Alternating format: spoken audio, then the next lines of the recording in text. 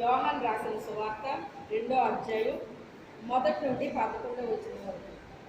మూడవ దినమున గలిలయలో కానా ఊరిలో ఒక వివాహం జరిగింది. యేసు తల్లి అక్కడ ఉండెను. యేసును ఆయన శిష్యులు ఆ వివాహమునకు పిలువబడింది. ద్రాక్షరసం అయిపోయినప్పుడు యేసు తల్లి వారికి ద్రాక్షరసము లేదని ఆయనతో చెప్పగా, యేసు ఆమెతో, అమ్మా, నాతో నీకేమి పని? నా సమయంలో రాలేదు. ఆయన తల్లి మధ్యాహ్నం చూసింది. ఆయన నీతో చెప్పినది చేయలేదు. యూదుల శుద్ధీకరణాచార ప్రకారం 2-3 పువ్వులు పట్టు 6 రాతి పాలలు అక్కడ ఉంచబడి ఉండేది. యేసు ఆ పాలను నీళ్లతో నింపునని వారితో చెప్పగా, వారు వారి అంచులు మట్టుకు నింపిరి. అప్పుడైన వారితో, మీరు ముంచి విందు ప్రళయానికి తీసుకొని చెప్పగా, వారు తీసుకొని పోయి ఆ ద్రాక్షరసం ఎక్కడి నుండి వచ్చేనో ఆ నీళ్లు ముంచి తీసుకొని పోయిన ప్రచారకే తెలిసినది కానీ విందు ప్రధానికి తెలియకపోయే కనుక ద్రాక్షరసమైన ఆ నీళ్లు చూసినప్పుడు ఆ విందు ప్రధాని పెళ్లి కుమారుడు పిలిచింది. ప్రతి వాడు మొదట వచ్చి ద్రాక్షరసం పోసి జల్లు మత్తుగా ఉన్నప్పుడు జబరసం పోయింది. నీవైతే ఇదివరకు మంచి ద్రాక్షరసం ఉంచుకుని వెళ్ళామని చెప్పి గలిలయలోని కానాలో యేసు మొదటి సూచక్రియలు చేసి తన మహిమను బయలుపరిచాడు. అందువల్ల ఆయన శిష్యులు ఆయన విశ్వాసం ఉంచింది. చాలండి, చిన్న ప్రార్థన చేసుకుందాం. మనమందరం కూడా. పరిశుద్ధుడైన తండ్రి, మహోన్నతుడా, జీవాధిపతి, సర్వాధికారి, సర్వోన్నతుడా, సర్వశక్తి కలిగిన తండ్రి, మీ వందనాలు, స్తోత్రాలు తండ్రి. యేసయ్య నా దేవ, నా తండ్రి, మీకే స్తోత్రాలు తండ్రి. ఈ యొక్క ఉదయకాల సమయంలో ప్రభువా, నీ దివ్య వాక్యము ద్వారా మాతో మీరు మాట్లాడండి నాయన. ప్రభువా, మీకే స్తోత్రాలు తండ్రి నాయన. ఈ వాక్యాన్ని బోధించడానికి నాయన నీ పరలోకపు జ్ఞానముతో నన్ను నింపు నాయన. నీ సత్య వాక్యమును సరిగా విభజించి నీ పరలోకపు జ్ఞానముతో నన్ను నింపయ్యా నాయన. నన్ను అభిషేకించు తండ్రి నాయన. మీ శక్తి బలముతో నింపండి నాయన. నీ వాక్యపు శక్తితో నింపు నాయన. ప్రభువా, మాతో మీరు మాట్లాడండి. ఈ మైక్ శబ్దం ఎంత దూరం వినిపిస్తున్నందుకు మించిన దూరం నీ దివ్య వాక్యం బయలువెళ్ళి అందరినీ దర్శించి స్పర్శించి నీ పరిశుద్ధాత్మ కార్యాలు బలముగా జరిగించు నాయన. ఈరోజు మాతో ఏం మాట్లాడాలని ప్రభువా, నా తండ్రి ప్రభువా నాయన ఆలోచన కలిగి ఉన్నారు. మాట్లాడండి దేవా నాయన. ప్రతి బిడ్డకి నాయన వినగలిగిన చెవి, గ్రహించే హృదయాన్ని, అనుసరించి నడిచే జీవితాన్ని అనుగ్రహించి సహాయం చేయండి. పరిశుద్ధాత్మ దేవుడా, మీరే కార్యము చేసి సహాయం చేయమని యేసు అతి పరిశుద్ధ నామములో అడిగి వేడుకొనుచున్నాము తండ్రి.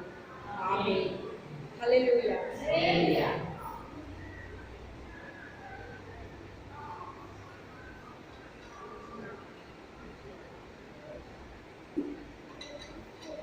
కానా అనే ఒక ఊరిలో ఒక వివాహము జరగబోతుంది. అయితే అందరినీ పిలుచుకున్నారండి. వివాహానికి రమ్మని ఏం చేస్తారు, అందరినీ పిలుచుకుంటారు. ఇంటింటికి వెళ్ళి చెప్పేవారండి. ఇది వరకు అంటే ఇంటికంటే ఉన్న ఊళ్ళో కాదు కానీ వేరే ఊర్లు కూడా బంధువులు ఇంటికి వెళ్ళి చెప్తేనే వాళ్ళు వచ్చేవారండి, లేకపోతే వచ్చేవారు కాదు. ఇప్పుడైతే ఫోన్లో చెప్పేస్తే వచ్చేస్తున్నారండి. ఇంకెవరైనా ఇంకా అదే ఉపయోగించుకుంటున్నారు. ఇంకా తప్పనిసరి పరిస్థితుల్లో ఇంకా వెళ్ళాల్సిన ఇంటికి వెళ్తున్నారు తప్ప అన్ని అడుగులకే వెళ్ళట్లేదు, ఫోన్లోనే చెప్పేసుకుంటున్నారు. అయితే మరి అక్కడ ఆ రోజుల్లో ఈ ఫోన్ సౌకర్యాలు లేవు కనుక మరి ఎలా చెప్పారో మనకు తెలియదు కానీ అందరికీ చెప్పుకున్నారు. అందరితో పాటు యేసయ్యని ఆయన శిష్యులు కూడా పిలిచారండి. పిలిచినప్పుడు వాళ్ళందరూ కూడా వచ్చారన్నమాట. వచ్చినప్పుడు యేసు ప్రభు ఆయన శిష్యులు కూడా వచ్చారండి. వస్తే మరి అక్కడ వివాహాల్లోనంట ద్రాక్షారసం ఇవ్వడం అనేటువంటిది కాస్త ఒక రకంగా చెప్పాలి అంటే గ్రాండ్గా చేసుకునే వాళ్ళు, రిచ్గా ఉన్న వాళ్ళు ద్రాక్షారసం ఇచ్చేవారండి. ఇప్పుడు మరి లేదేమో కానీ ఒకప్పుడైతే మరి ఇలాంటి పార్టీలు కూడా ఉండి మరి ఉన్నట్టున్నాయి, మరి తెలీదు. వివాహాలంటే ఏమి ఇవ్వాలి అక్కడ? మా చిన్నప్పుడైతే సారాయిలు తాగేసేవారు అన్నమాట. మరి ఇప్పుడే బ్రాండీలు వచ్చినాయేమో మరి తెలీదు, కొంచెం కాస్ట్లీగా. ఇయో విందులు అన్నమాట, రకరకాల విందులు. అది లేకపోతే ఆ పెళ్ళి అంతా ఘనమైంది కాదు, అది లెక్క. అది పోస్తేనే వాళ్ళకి అబ్బా ఏం చేశాడు పెళ్ళి అంటే ఇది అన్నట్టుగా చెప్పుకునేవారు అన్నమాట అండి. ఏమాత్రం లేకపోతే ఇంకా ఆ పెళ్ళి పెద్ద ఇదేం కాదు అనమాట అండి. ఇక్కడ ద్రాక్షారసం అనేటువంటిది చాలా గొప్పవారు ఇచ్చే ఆ విందు అన్నమాట అండి. అది ఆ విందులో ద్రాక్షారసము అయిపోయిందంట. అంటే అయిపోయింది అంటే మొత్తం అయిపోలేదు కానీ వచ్చింది అనమాట. వచ్చినప్పుడు ఏం చేయాలి? సిద్ధపరిచేసుకోవాలి. ఏం చేయాలి? సిద్ధపరిచేయాలి. అయితే ఆ బంధువులు అనేటువంటి వాళ్ళు మరియ గారికి కూడా దగ్గర అంటండి. వాళ్ళు ఎవరికి? మరియ గారికి కూడా దగ్గర. అందుకే మరియమ్మ గారు కూడా అక్కడ ఉన్నారు, యేసు ప్రభు ఉన్నారు, ఆయన శిష్యులు ఉన్నారు, అందరూ ఉన్నారండి. అయితే యేసు ప్రభు ఇంచుమించుగా వెళ్ళారు అంటే అక్కడ ఏదో తప్పకుండా ఒక కార్యము జరగాలి, ఒక కార్యము జరగాలండి. మనమైనా కూడా ఎక్కడికైనా మనం పెళ్లి పేరంటాలకు వెళ్ళామంటే అక్కడ ఏదో దైవ కార్యము జరగాలండి. ఏదో అందరితో పాటు మనము వెళ్ళిపోయాం, మనము వచ్చేసాం, ఇలా కాదు. దేవుని బిడ్డగా నువ్వు అడుగు పెట్టావు అంటే అక్కడ నీ ద్వారా ఏదో ఒక కార్యము అలా అని చెప్పి అక్కడ అది అయిపోవాలి, ఇది అయిపోవాలి, అప్పుడు నేను ప్రార్థన చేస్తే అప్పుడు జరగాలి, ఇలాగ అనుకోకండి. అది ఏదైనా లోపం వస్తే మరి నేనైతే అలా చేసేదాన్ని అన్నమాట. అక్కడ ఏదైనా పొదువు వస్తుంది అనేసరికి వాళ్ళు మాట్లాడుకుంటే విని ప్రార్థన చేసేదాన్ని అనమాట అండి. ఏది తక్కువ వచ్చిందో ప్రభువా దాన్ని సమృద్ధి చేయదండి, వీళ్ళ కంగారు పడుతున్నారు అని చెప్పి అలా మనసులో ప్రార్థన చేసుకునేదాన్ని. అది సమృద్ధి దేవుడు చేసేవాడు. కార్యం జరిగిపోయిందని అమ్మో చాలా భయం వేసింది, ఇది ఇలా అయిపోద్దేమో అలా అయిపోద్దేమో, బాబోయ్ అందరూ అవమానపరుస్తారేమో అని భయపడ్డాం. కానీ నిజంగానే దేవుడు కార్యం చేశాడు అని చెప్పేసి ఆ కార్యం ఎలా జరిగిందో ఎవరో తెలుస్తుంది, ఎవరు ప్రార్థన చేస్తారో వాళ్ళకే తెలుస్తుంది, అందరికీ తెలియదండి. అది అందరికీ తెలియదు. అది యేసు ప్రభు కూడా వెళ్ళినప్పుడు ఇదే సమస్య అక్కడ వచ్చింది. ద్రాక్షారసం అయిపోయింది. ఆ ద్రాక్షారసం అయిపోతే అక్కడ అల్లుకలం అయిపోతుంది. ఏం పెళ్ళిది, ద్రాక్షారసం కూడా ఇవ్వలేకపోయారు వీళ్ళు, ఇదేం పెళ్ళి, అది పెళ్ళికి పిలిచారు వీళ్ళు అని వాళ్ళందరూ ఏమనుకుంటారంట, చూసేస్తారన్నమాట అండి. మన భాషలో చెప్పాలంటే తెలుసా ఏమంటారండి, నలుగురు ఓపుతారంటారు అనుకుంటారా? తెలుసా మీకు ఈ పదం? తెలుసా అండి? మరి ఏం తెలియనట్టు అలా చూస్తున్నారండి అందరూ మోస్తారంట. అయితే ఇక్కడ మరియ గారు యేసు ప్రభు దగ్గరికి ఎందుకు వచ్చారు? అక్కడ ద్రాక్షారం అయిపోతే ఈయన ఏం చేస్తాడని వచ్చింది అప్పుడు ఈయన దగ్గరికి. ఏం చేస్తాడు ఈయన? కొల్లట్టుకు వచ్చి తయారు చేస్తాడా? ఇంటిలో ఏది పొదుగున్నా ఆయన ఏం చేస్తున్నాడట, బాబు ఇది ఇలాగా అది అలాగా అని చెప్తుంటే ఆయనకి 8 ఏళ్ల వయసు ఉండగానే తండ్రి చనిపోయాడటండి. 8 ఏళ్ల వయసులో తండ్రి చనిపోతే పెద్ద కొడుకుగా ఈయన బాధ్యత వహించాడండి, వడ్రంగి పని చేశాడండి. ఒకసారి బల్ల తయారు చేస్తేనంట అనుకున్న దానికి కొంచెం తక్కువ వచ్చిందంటండి బల్ల. అదేంటి మేము ఎంత చెప్పా నువ్వు ఎంత చేసావేంటి అని చెప్పేసి వాళ్ళు మరి అడుగుతారు కదా, వాళ్ళకి ఎంత కావాలో అంత చేసేవాళ్ళు. అప్పుడు అలాగా అని చెప్పేసి ఆయన ఏమీ లేదు అని ఇలా ఇలా చేతులుంచి మనసులో ప్రార్థించారంట. ఏం చేయలేదు ఆయన. ఇప్పుడు చూసుకోండి మీ బల్ల అన్నారంట, సరిపోయింది. ఇలాంటివి ఎన్నో తెలుసు అన్నమాట అండి. చిన్నప్పుడంట అందరమోనే మరి మీ అనుభవాల్లో ఉన్నాయో లేదో నాకు తెలియదు, కానీ మా అనుభవాల్లో ఏంటంటే మీకుండే ఉంటాయి, లేక కొంతమందికి ఉండే ఉంటాయి, చెప్పినా చెప్పకపోయినా. మట్టితో మనం తయారు చేస్తామండి చిన్నప్పుడు కదా. ఆడపిల్లలు ఏం తయారు చేస్తాం? లక్క పెడతలు అంటాం కదా. చిన్ని బిందులు, చిన్ని పొయ్యి, చిన్ని పళ్ళెం, చిన్ని గ్లాసు, స్పూను ఇలాంటివి తయారు చేసిన అనుభవం మనందరం ఉంటుందండి. అవి తయారు చేసి నిజంగా మన టాలెంట్ అప్పుడే ప్రారంభమవుద్దేమో నేను అనుకుంటున్నానండి. ఓసారి మా పాపళ్ళు వాళ్ళ పిల్లలకి షాప్లో కొంటూ దాన్ని ఏమంటారమ్మా, క్లైవా క్లేవా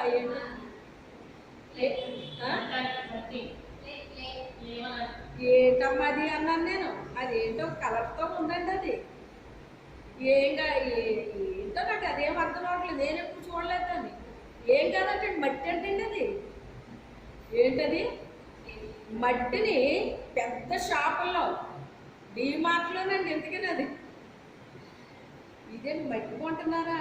మట్టి ఎందుకమ్మా, బోర్డు దొరుకుతుంది కదా అంటే ఎక్కడికి వెళ్తామా మీ మట్టికి?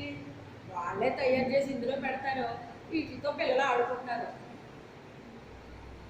మనం ఏముంది, మన వాకట్లో మట్టి తీసుకుని మనం ఏం చేసుకునేవాళ్ళు? రేడియోలు తయారు చేసేసేవాళ్ళు. అప్పట్లో మరి రేడియోలు టీవీలు ఇవన్నీ తయారు చేసేసి అది ఆరబెట్టేసి ఆడుకుని ఇలా చేసేవాళ్ళం అన్నమాట అండి. అదే మట్టిని ఇప్పుడు వీళ్ళు ఏం చేస్తున్నారు? షాపుల్లో కొంటున్నారండి ఇప్పుడు పిల్లలు. మరి మట్టి దొరుకుతులేదేమో దేవుని స్తోత్రం. అయితేని ఆ మట్టితో పిచ్చుకుని చేసి ఊదాడేటండి. ఎవరో ఆ జీవం వచ్చి ఎగిరిపోయిందంట దేవుని స్తోత్రం. జీవం వచ్చి మనం ఊరితే ఎంత కానీ ఆయన ఊరితే వెళ్ళిపోయిందంట, అది ఎదుర్కొంటే వెళ్ళిపోయిందంట. ఏంటి అనేసి ఆవిడకి అన్ని ఆశ్చర్యాలు అన్నమాట అండి, అన్నీ ఆశ్చర్యం. ఇవన్నీ ఈవిడికి తెలుసు. ఏది ఇంట్లో పొదుగు ఉందో, ఏది ఎలా ఉందో అన్నీ ఆవిడికి తెలుసు. పొదుగు అనేటువంటిది వచ్చినా కానీ ఆయన దాన్ని ఏం చేస్తున్నాడో, ఆ పొదుగు రానివ్వట్లేదు ఆయన. ఇవన్నీ ఈవిడికి తెలుసు కనుక ఇప్పుడు ఇది ఇమ్మీడియట్గా ఇక్కడ నూతనమైన ద్రాక్షారసం రావాలంటే ఇది ఎవరికి సాధ్యమో? ఆయనకు మాత్రమే సాధ్యము అని చెప్పేసి ఈవిడ ఎక్కడికి వెళ్ళిపోయింది అంటే ఆయన దగ్గరికి వెళ్ళిపోయి చెప్పిందండి, నాయన ఇలా ద్రాక్షారసం అయింది. మరి వాళ్ళు మనకు నవ్వురు కదా, వాళ్ళ పరువు పోతుంది, వాళ్ళ పరువు పోతుంది. ఎలా నాయన అయింది అంటే అప్పుడు ఆయన ఏమన్నారండి, అమ్మ నాతో నీకు ఏం పని? ఈ విషయం ఎవరు చెప్పాలి? ఎవరు చెప్పాలండి? ఆయనకి ఇంటి వాళ్ళు చెప్పాలి. ఎవరు చెప్పాలి? ఆ ఇంటి వాళ్ళు చెప్పాలి. అమ్మ నాతో నీకేం పని అంటే చెప్పాల్సింది వాళ్ళు నువ్వు చెప్తున్నావేంటి అని దాని అర్థమండి. చెప్పాల్సింది వాళ్ళు నువ్వు చెప్తున్నావేంటి అని అడుగుతున్నాడండి ఆయన. అని అయినా మళ్ళీ తల్లి ఫీల్ అవుద్దేమో అనేసి అయినా నాతో నీకేంటమ్మా పని, నా సమయం ఇంకా రాలేదు, నా సమయం ఇంకా రాలేదు. అది వచ్చింది కానీ కంప్లీట్గా అయిపోలేదు. ఎప్పుడూ కూడా మీరు గమనించండి, ఒక అనారోగ్యం మనకు వచ్చినా లేకపోతే ఏదొచ్చినా సరేనండి, అందులో దేవుడు ఎంటర్ అయ్యి చెయ్యడండి. కంప్లీట్గా ఇక మనకి హోప్ లేదు అన్నప్పుడు అప్పుడు ఎంటర్ అవుతాడండి ఆయన, తెలుసా? లేకపోతే దాన్ని పట్టుకెళ్ళి మనం ఎవరికి ఆపాదిస్తాము?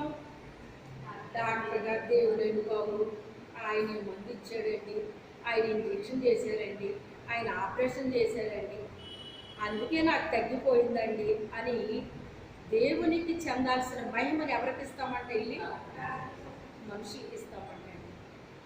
అందుకే ఆయన అంటాడు, నాకు చెందవలసిన మహిమను నేను వేరొకరికి చెందలేమంటాడు. వేరొకరికి చెందలేము. అందుకే మనుషులు చేసింది కంప్లీట్గా అయిపోయే వరకు ఆయన పని చేయడండి. మనం మనుషుల వైపు ఎంత ఆధారపడ్డామో ఆ ఆధారం అంతా కూడా తీసేస్తాడండి దేవుడు. మనమన్నా వదిలేయాలి, ఆయన అయినా తీసేస్తాడు. మనం వదలకపోతే ఆయన చేస్తాడు, మనం వదిలేస్తే ఇంకా ఆయన తీయవసరం లేదు. మనుషులు కనుక మనం ఏం చేస్తామంటే మనుషుల పైన ఆధారపడతామండి. అయితే అదే మనిషిని దేవుడు ఉపయోగించుకుంటాడు, అదే మనిషిని దేవుడు ఉపయోగించుకుంటాడు. మనం ఉపయోగించుకోవడం వేరు, దేవుడు ఉపయోగించడం వేరు. దేవుడు ఉపయోగించినప్పుడు కార్యం జరుగుతుందండి. మనం ఉపయోగించుకుంటే అంత కార్యం జరగదు, పర్ఫెక్ట్గా జరగదండి. దేవుడు జరిగిస్తే జరుగుతుంది అది. అయితే ఆయన అంటాడు, నా సమయం ఇంకా రాలేదు అన్నాడు ఆయన. అప్పుడు ఆవిడ ఏం చేసిందంటే తెలివిగా పనోళ్ళ దగ్గరికి వెళ్ళి ఇదిగో ఆయన మీకు ఏం చెప్తాడో అది చెయ్యండి అన్న సలహా చెప్పింది ఆవిడ. అప్పుడు వాళ్ళు ఏం చేశారంటే ఆయన దగ్గరికి వెళ్ళారు. అయ్యగారు ద్రాక్షారసం అయిపోయిందండి, ఇప్పుడు అయ్యగారు పరువు పోయేటట్టు ఉందా? ఇప్పుడు ఎలా చేయాలండి, ఏం చేయాలండి, ఏం చేయమంటారండి అని చెప్పి వెళ్ళి ఆ పనివారు అడిగారటండి. అడిగితే ఆయన ఏమన్నాడంటే, ఆ పాత్రలు 2-3 నూనె పట్టు రాతి బాణాలు అంటారండి, రాళ్లతో తయారు చేయబడిన బాణాలండి. ఆ బాణల్ని శుభ్రంగా మొత్తం కడిగేయండి అన్నాడు ఆయన. ద్రాక్షారసం తయారు చేసి ఇచ్చారు కదా ఇప్పటి వరకుని, అది శుభ్రంగా కడిగేసి అప్పుడు నీళ్లతో నింపండి అన్నాడు ఆయన. మనుషులతో చేయబడిన దానితో కలిసి దేవుడు ఎప్పుడు పనిచేయడండి. అర్థమైందా? మనుషులు చేసిన దాంతో ఆయన పని చేయడు. దేవుడు చేసే కార్యం ఎప్పుడు స్పెషల్గా చేస్తాడండి. ఆయన ఎప్పుడు కూడా ఎందుకు చేస్తాడంటే, ఇంకా అప్పుడు దేవుడు చేశాడని మనం చెప్తాం. ఇంకా ఏమంటాము? దేవుడే ఈ కార్యాన్ని చేశాడండి అని దేవునికి మహిమ చెల్లిస్తామండి. లేకపోతే మనుషులకే మనం మహిమనిస్తామన్నమాట.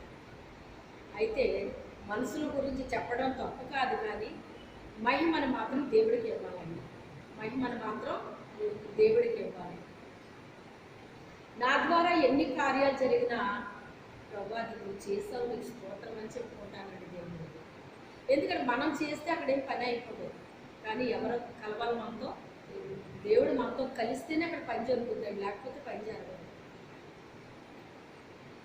వాళ్ళు ఏం చేశారంటే, ఇదేంటి ఉన్నదే అయిపోతుందని చెప్తే మొత్తం కడిగేయమంటున్నాడేంటి, నా బాణులనే కడిగేసి నీళ్ళతో నింపమంటాడేంటి? మరి ద్రాక్ష పళ్ళు తెమ్మనాలి కదా, ద్రాక్ష పళ్ళు తెమ్మనట్లేదేంటి? ద్రాక్షారసం దేంతో తయారవుతుంది? ద్రాక్ష పళ్ళుతో తయారవుతుంది.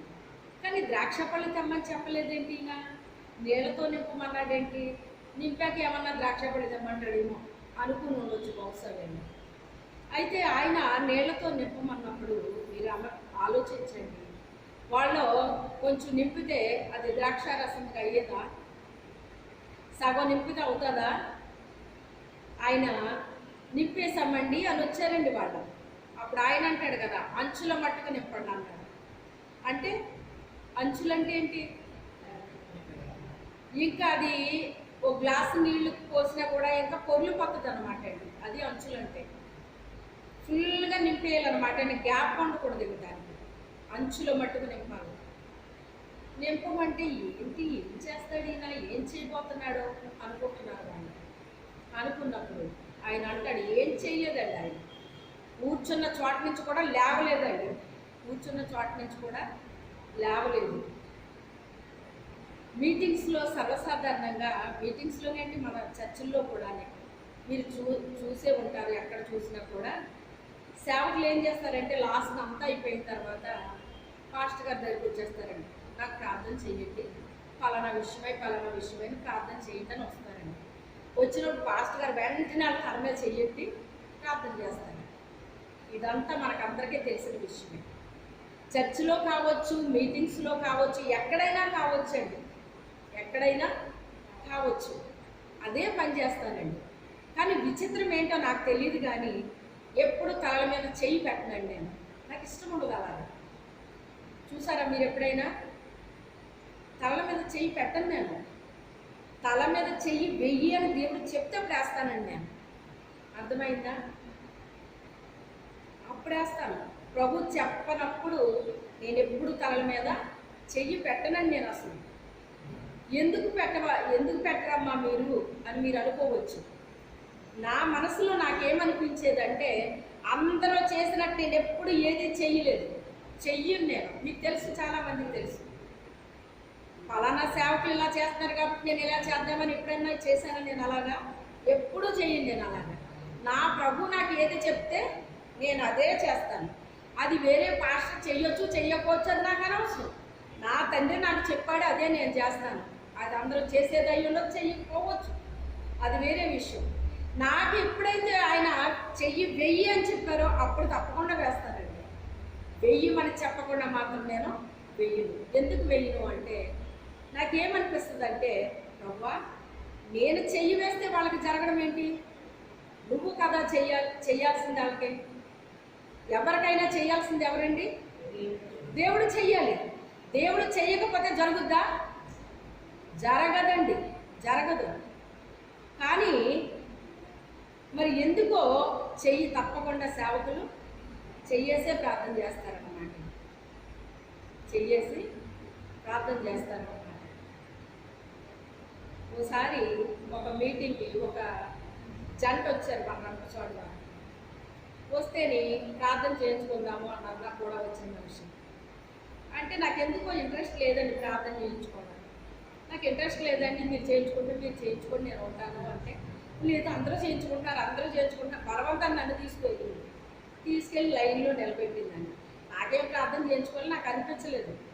అయితే రండి రండి రండి అనుకుంటా నన్ను తీసుకెళ్తే నేను లైన్లో నిలబడ్డాను, నేను ప్రార్థన చేయించుకున్నాను, ఏదో చేశారు ఆవిడ, అయిపోయింది. నా వెనకాల ఈవిడ వచ్చింది అనమాట. నేను ముందు నిలబడ్డా, నా వెనకాల ఆమె నిలబడితే ఆవిడ ప్రార్థన చేస్తేనంట ఆమెలోకి ఏయో వచ్చేసినట్టు అనిపించింది. ఏమేమో వచ్చేసినాయి అంటండి. అనిపించి ఇంటికి వచ్చిన తర్వాత మీకు ఎలా ఉందండి ఆవిడ చెయ్యేస్తేనే అంటే, నాకు ఎలాగ లేదన్నాను నేను. అంటే అవునా అన్నారు. నాకేంటండి ఏంటంటో నాలోకి వచ్చేసినట్టు అనిపిస్తున్నాయి, ఏదేదో అయిపోతుందా తల అది ఇది అని చెప్పేసి అన్నది అనమాట. ఏమైంది, ఆవిడకు కొన్ని దెయ్యాలు వచ్చినాయి అన్నమాట. ఏమో నాకు ఎందుకో చేయించుకోవాలనిపించలేదు, మీరేమో రండి రండి అన్న వల్ల నేను వచ్చాను కానీ నాకు చేయించుకోవాలని నాకు అనిపించలేదు అనేసి నేను అన్నాను అన్నమాట. మీకేమీ జరగలేదు, దేవుడి స్తోత్రం, మీకు అభిషేకం ఉన్న మూలం మీకు ఏం జరగలేదు, నాకైతే ఎలాగైపోయింది అని చెప్పేసి కొన్ని రోజులు బాధపడ్డారు ఆ మనిషి. అయితే నేను మీటింగ్స్కి వెళ్ళిన టైంలో అందరూ అలాగే వచ్చేవారు. చెయ్యి పెట్టండి అని మళ్ళీ చెయ్యి పెట్టమని రాదు. ఎందుకంటే ఆల్రెడీ పాస్టర్లు ఎలాగ అలవాటు చేస్తారు వీళ్ళకి, విశ్వాసకి తెలియదు ఆ పాస్టర్ గారు చెయ్యాలని. ఈ విశ్వాసులకి తెలియని విషయాన్ని వీళ్ళు ఏం చేశారు, అలవాటు చేశారు.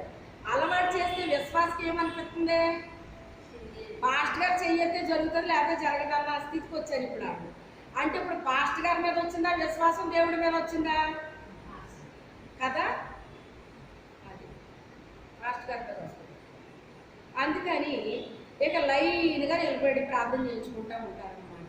ఒక్కొక్కసారి మన పరిస్థితి బాగోనప్పుడు మనం చేయించుకోవాలి, మంచిదే, అన్ని సమయాల్లో కాదని నేను అన్నా. కానీ ఒక్కొక్కసారి మనకి అవసరం ఉంటుంది, ఏదో మనకు మించింది ఏదో జరుగుతుంది.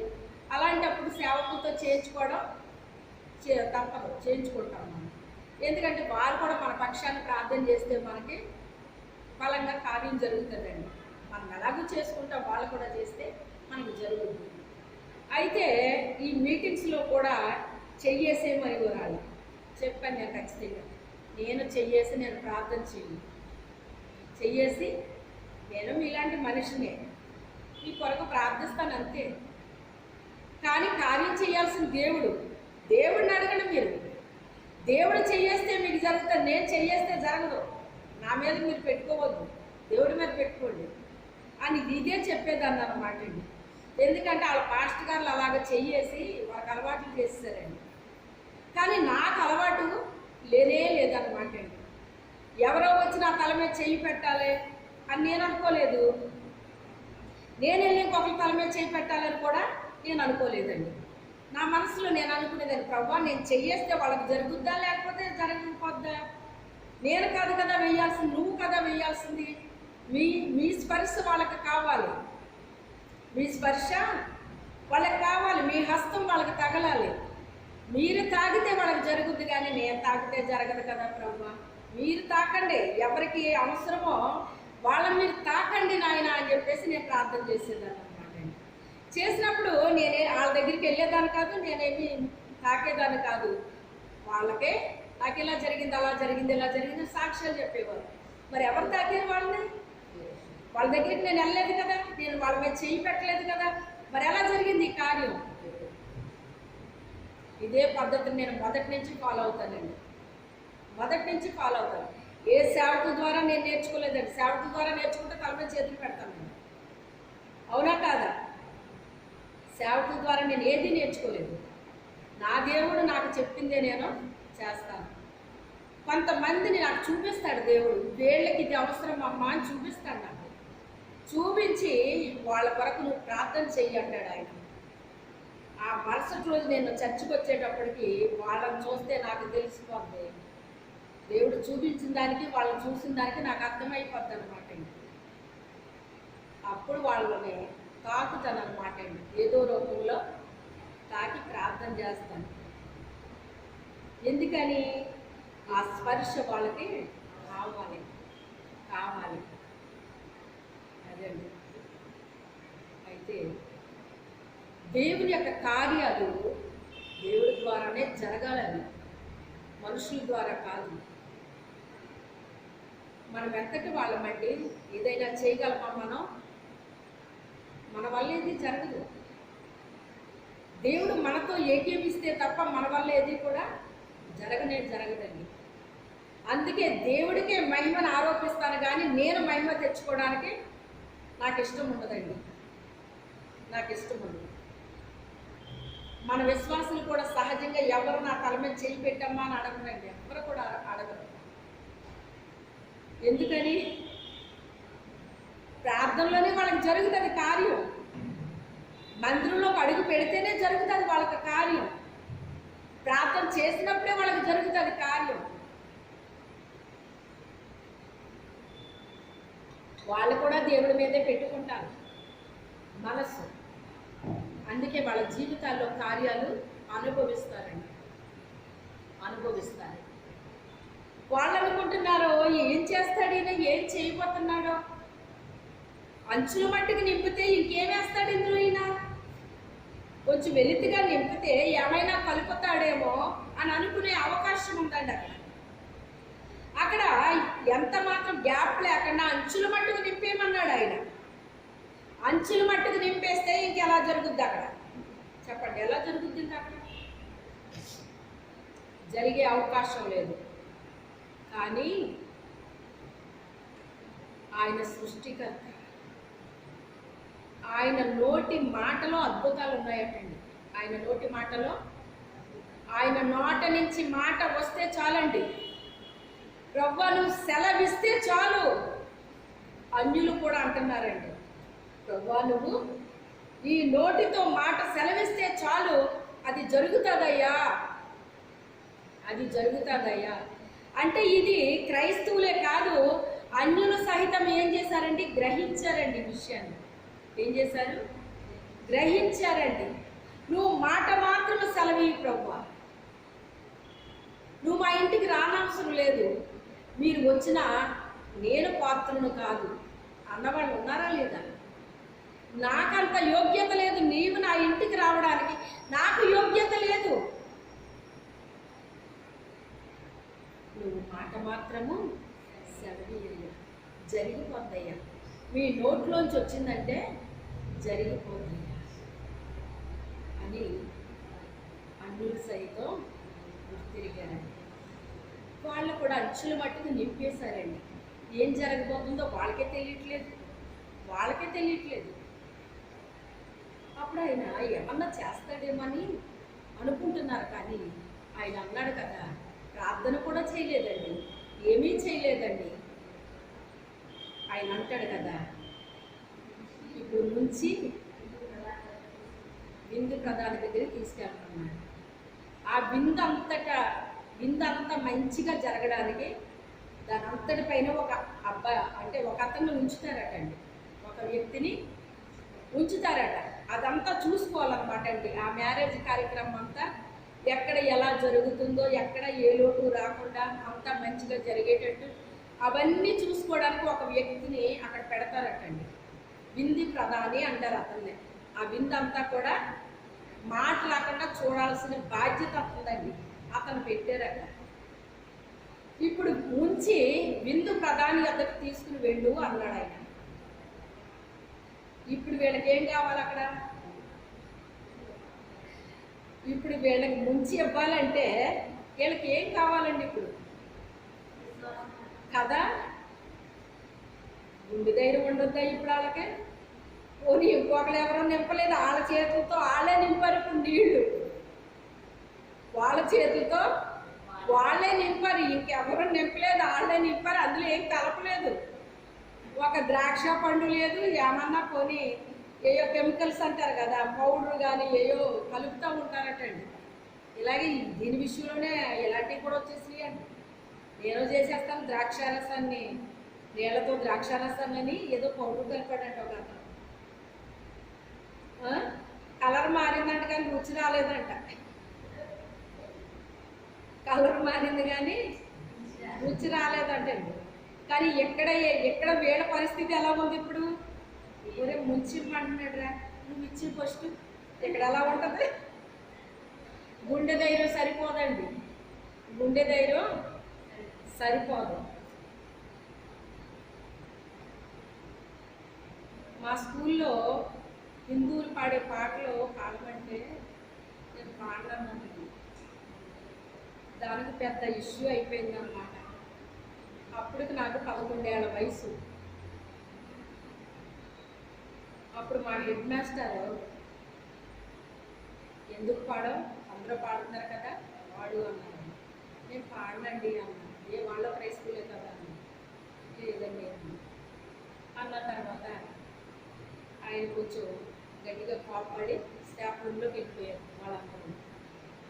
అంతమంది పిల్లల్లో నాకు చాలా సిగ్గనిపించింది అనమాట.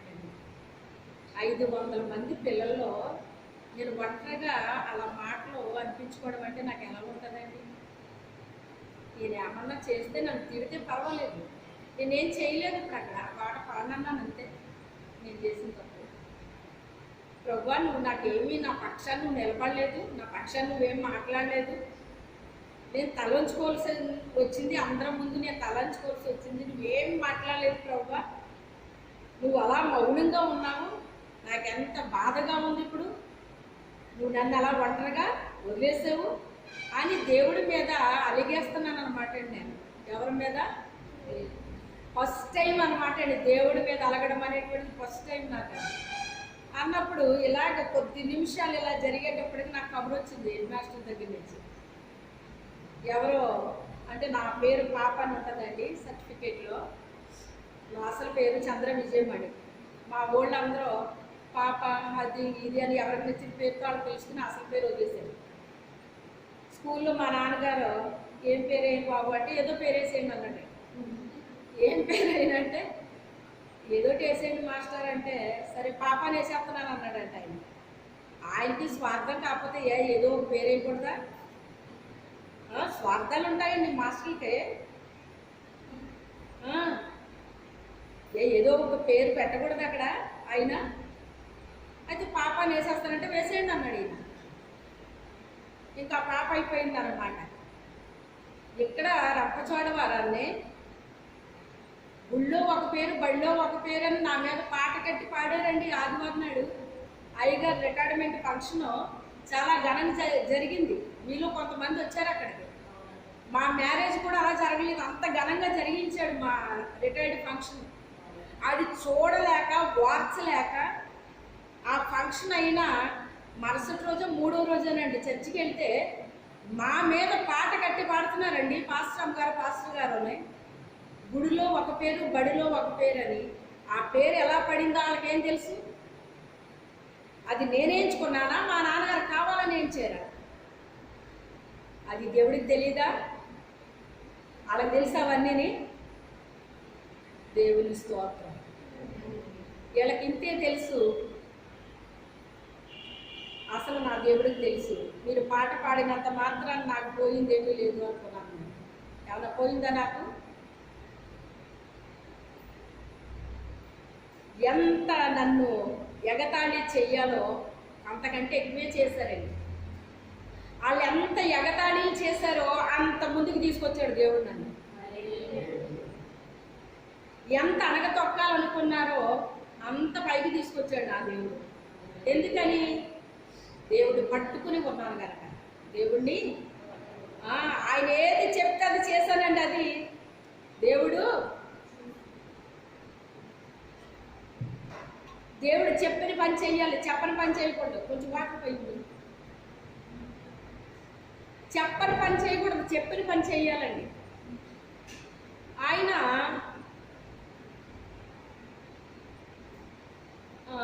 రాస్తారు, అందుకే సర్టిఫికేట్లో పాప అని ఉంటుంది అనమాట.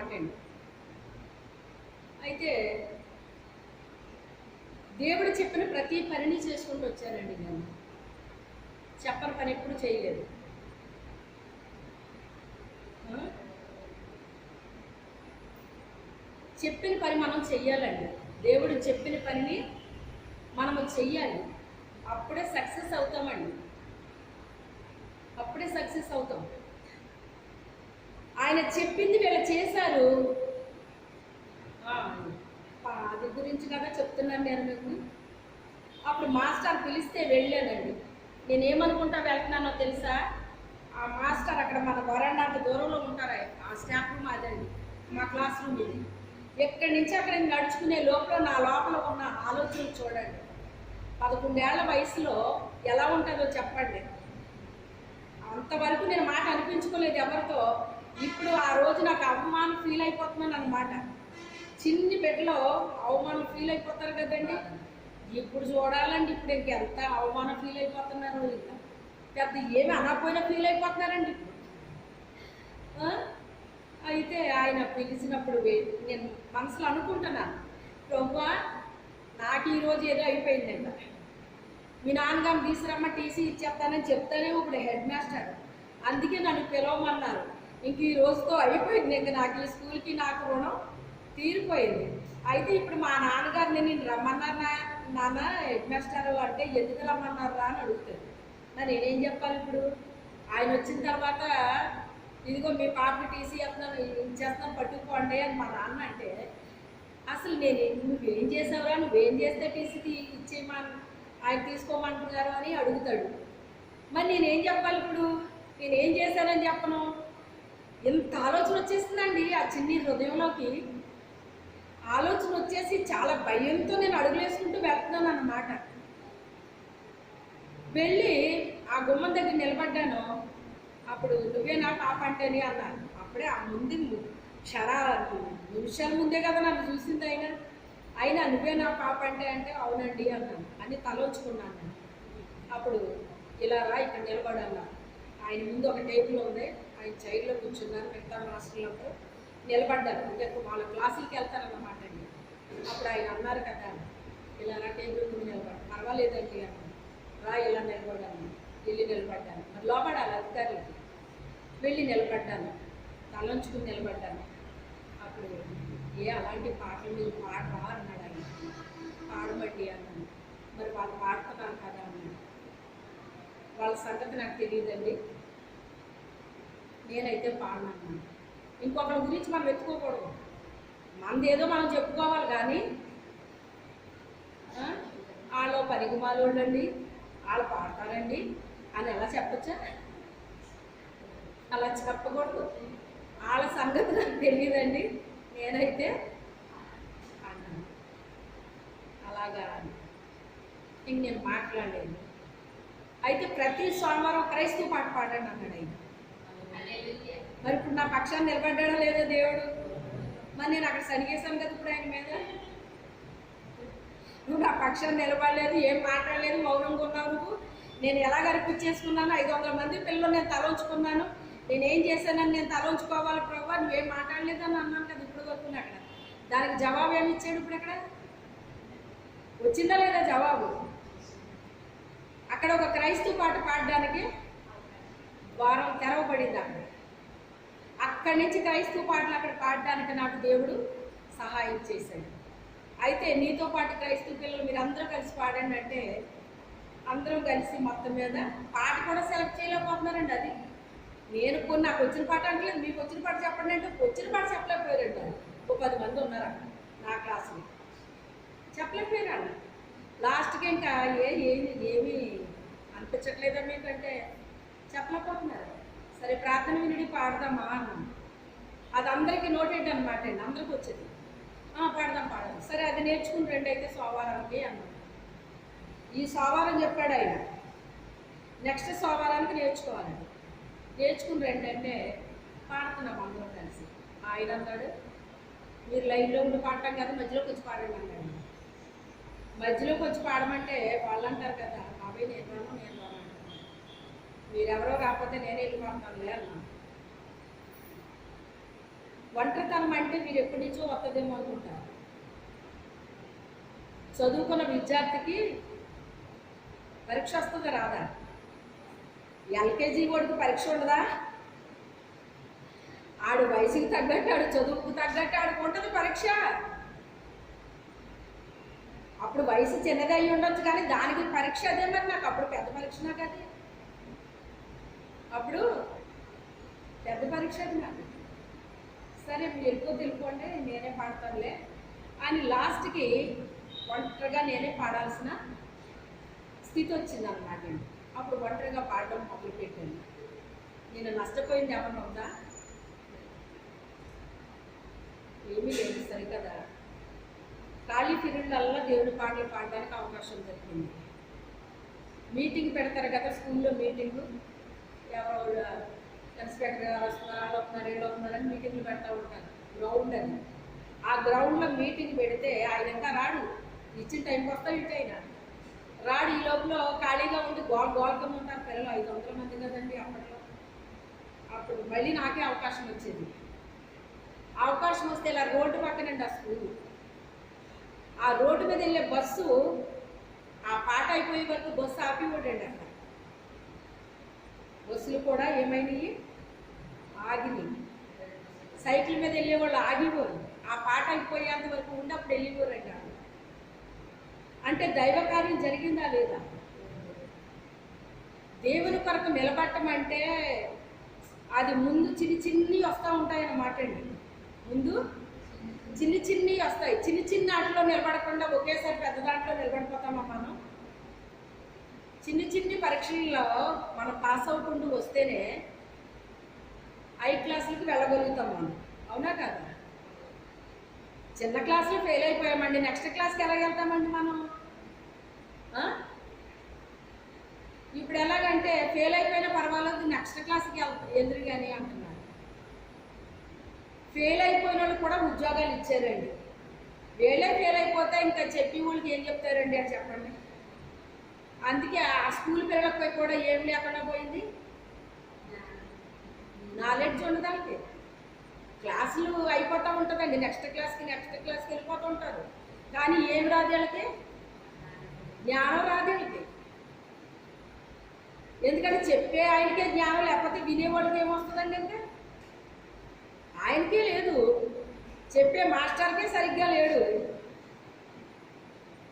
ఇలా ఉంటాయన్నమాట అండి. అందుకే ఏముండాలంటారంటే, పునాది ఎంత బలంగా ఉంటే అన్ని స్టైర్లు పడతాయి పైన, అవునా కదా? పునాది బలంగా ఉండాలండి. మన దగ్గర సబ్జెక్ట్ ఉండాలండి. సబ్జెక్ట్ ఉంటే తప్పకుండా మనము బోధిస్తాం, తప్పకుండా బోధిస్తాం. ముందు దేవుని దగ్గర నేర్చుకోవాలండి. ఇప్పుడు ముంచేవ్వండి అన్నాడు ఆయన. ముంచేవ్వండి అంటే ఇప్పుడు వీళ్ళకి ఎంత ధైర్యం కావాలండి? వాళ్ళ చేతులతో వాళ్ళ పోసారు ఇప్పుడు నీళ్ళు అందులో. అవి నీళ్ళని వీళ్ళకి తెలుసు. ఆయన అంటాడు ముంచి, మళ్ళీ ఎవరికి ఇమ్మంటున్నాడు? ప్రజలకు కాదు ఇమ్మంట, విందు ప్రధాని దగ్గరికి తీసుకెళ్ళమంటున్నాడు. ఇప్పుడు ఆయన టేస్ట్ చేస్తాడు అన్నమాట అండి. ఫుడ్ కూడా చూడండి, ఫుడ్ కమిషనర్ టేస్ట్ చేస్తున్నాడు.